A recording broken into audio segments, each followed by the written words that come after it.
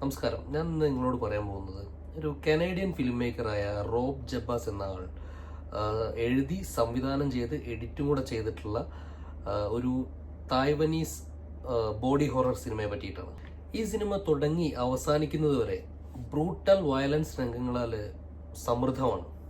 പലതരം സോംബി സിനിമകൾ നമ്മൾ കണ്ടിട്ടുണ്ട്. ഇതും അതുപോലെ തന്നെ എന്ന് വേണമെങ്കിൽ പറയാം. ഒരു സോംബി അല്ല എന്നാൽ മറ്റൊരു ടൈപ്പ് ഓഫ് സോംബീസ് എന്ന് വേണമെങ്കിൽ പറയാം. ഒരു തരം വൈറസ് ബാധിച്ച കുറെ ആളുകൾ. തായ്പേയ് എന്ന് പറയുന്ന സ്ഥലത്ത് അവിടുത്തെ ഒരു യുവ ദമ്പതികളുണ്ട്. ഈ ദമ്പതികളായ ജിമ്മും കാറ്റും ഇവര് റെയിൽവേ സ്റ്റേഷനിലേക്ക് പോകുന്ന സമയത്ത് ഇവര് രക്തരൂക്ഷിതമായ ഒരു കുറ്റകൃത്യം നടക്കുന്ന സ്ഥലത്തിലൂടെ കടന്നു പോവുകയാണ്. അങ്ങനെ ഈ ജിമ്മ് കാറ്റിനെ ഒരു റെയിൽവേ സ്റ്റേഷനിലേക്ക് ഇറക്കി വിടുകയാണ്. അവളുടെ ജോലി സ്ഥലത്തേക്ക് അവള് യാത്രയാവുകയാണ്. ജിമ്മാണെങ്കിൽ തിരിച്ച് വീട്ടിലേക്ക് വരികയാണ്. ഈ വരുന്ന വഴിക്ക് ജിം എന്ത് ചെയ്യും, ഒരു കഫേയിലേക്ക് കയറും. ഒരു കഫേയിലേക്ക് കയറിയിട്ട് ഒരു കോഫി കുടിക്കാമെന്ന് കരുതിയിട്ട് ഒരു കഫേയിലേക്ക് കയറുകയും ആ കഫേയില് ഒരു എന്താ പറയുക, കറുത്ത കണ്ണുകളും അതുപോലെ ഭ്രാന്തമായ മുഖഭാഗങ്ങളും ഒക്കെ ഉള്ള രക്തത്തിൽ കുളിച്ച ഒരു വൃദ്ധ കടന്നു വരും.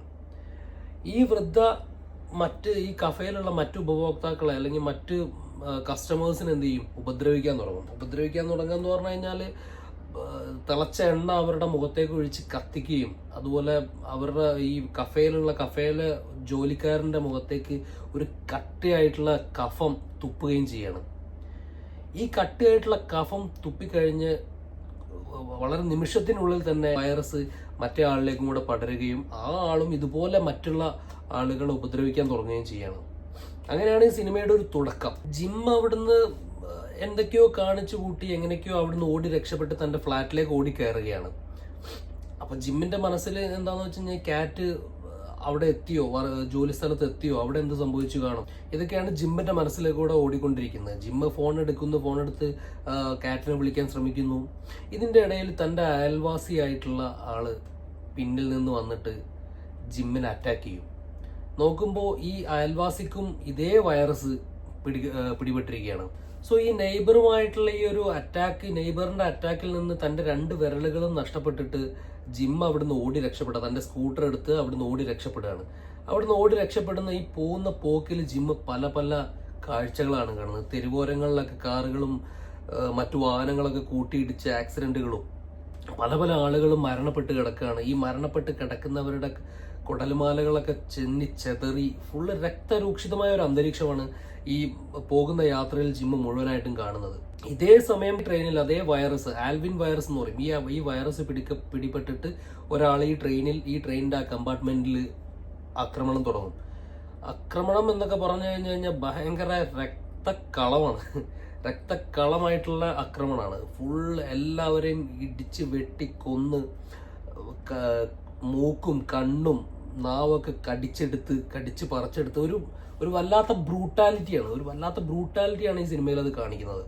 അതുപോലെ തന്നെ ഈ വൈറസ് ബാധിക്കപ്പെട്ട ആളുകൾ എന്ന് പറഞ്ഞു കഴിഞ്ഞാൽ വെറും ബ്രൂട്ടൽ കൊലപാതകങ്ങൾ മാത്രമല്ല, ഭയങ്കരമായ റേപ്പ് ചെയ്യുക, ഇതൊക്കെയാണ് ഈ ഒരു വൈറസ് ബാധിക്കപ്പെട്ട ആളുകളുടെ ഒരു മെന്റാലിറ്റി എന്ന് പറയുന്നത്.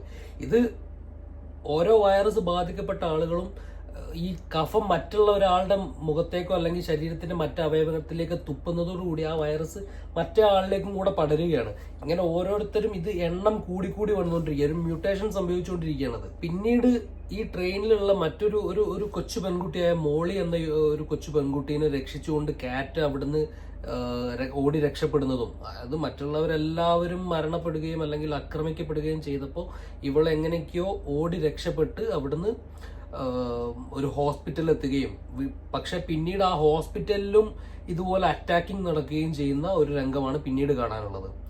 അങ്ങനെ ഇതിന്റെ ഒരു ടോട്ടാലിറ്റി പറയുകയാണെന്നുണ്ടെങ്കിൽ ഈ വൈറസ് ഓരോ ആളുകളിൽ നിന്നും മറ്റുള്ള ആളുകളിലേക്ക് പടർന്ന് അസുഖം ബാധിച്ചവരുടെ എണ്ണം കൂടുകയും അക്രമാസക്തമായ ആളുകളുടെ എണ്ണം കൂടുകയും കൊലപാതകങ്ങളും റേപ്പും വളരെയധികം കൂടുകയും ചെയ്യുന്ന ഒരു സ്ഥിതിവിശേഷത്തിലേക്കാണ് പിന്നെ വരുന്നത്. അപ്പൊ ഈ വൈറസ് ബാധിച്ച ആളുകൾ മറ്റുള്ള സാധാരണ ആളുകളെ കൊല്ലുന്നതും അവരുടെ കുടൽമാലകൾ കടിച്ചു പറിക്കുന്നതും കണ്ണ് ചൂഴ്ന്നെടുക്കുന്നതും അവരിലെ സ്ത്രീകളെ റേപ്പ് ചെയ്യുന്നതും ഇനി വൈറസ് ബാധിച്ചവരായിട്ടുള്ള സ്ത്രീകളും പുരുഷന്മാരും തന്നെ സെക്സ് ചെയ്യുന്നതും ഒക്കെ വളരെ ബ്രൂട്ടലായിട്ടാണ്, വളരെ രക്തക്കളമായിട്ടാണ് ഈ സിനിമയിൽ കാണിച്ചിട്ടുള്ളത്.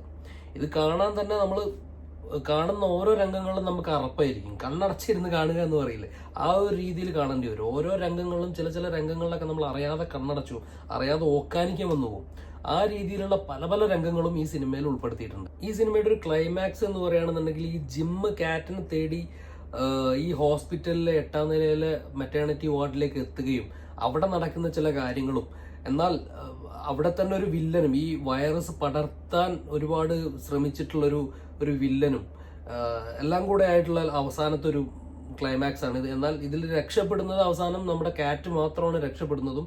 ജിമ്മിനും ഈ ഒരു വൈറസ് ബാധിക്കപ്പെട്ട് ഒരു സാഡ് ആയിട്ടുള്ള ഒരു എൻഡിങ് ഒക്കെയാണ് ഈ സിനിമയുടെ ഉള്ളത്. പക്ഷെ വളരെ നമുക്ക് എൻഗേജിങ് ആയി കണ്ണെടുക്കാതെ കാണാൻ പറ്റുന്ന ഒരു സിനിമ എന്ന് വേണമെങ്കിൽ പറയാം. പക്ഷെ ബ്രൂട്ടൽ രംഗങ്ങളാൽ നമ്മൾ കണ്ണ് തുറന്നു വെക്കാനും നമുക്ക് പാടായിരിക്കും. അത്രയും വയലൻസും അത്രയും രക്തക്കളമായിട്ടുള്ള ഒരു സിനിമയാണ്. ഈ സിനിമയുടെ പേര് ദ സാഡ്നെസ് എന്നാണ്. 2021 റിലീസായ സിനിമയാണ്. നിങ്ങൾക്ക് ഈ സിനിമയുടെ കാണണം എന്ന ആഗ്രഹം ഉണ്ടെങ്കിൽ ഇതിന്റെ ലിങ്ക് ഞാൻ ഡിസ്ക്രിപ്ഷൻ ബോക്സിൽ കൊടുക്കുന്നുണ്ട്. Thank you.